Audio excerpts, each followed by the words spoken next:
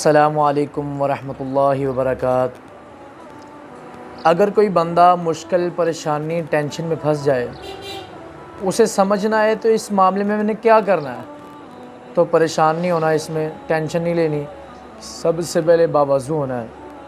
باوضو ہونے کے بعد اللہ کے حضور دعا مانگنی ہے، اور دعا کے اندر یہ کچھ کلمات پڑھ لیں آپ۔ کون سے کلمات ہیں؟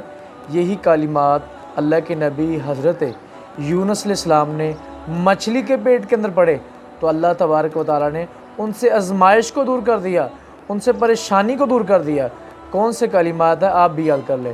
لا الہ الا انت سبحانک انی کنت من الظالمین۔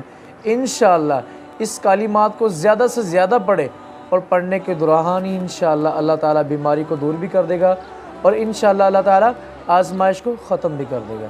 السلام علیکم ورحمۃ اللہ وبرکاتہ۔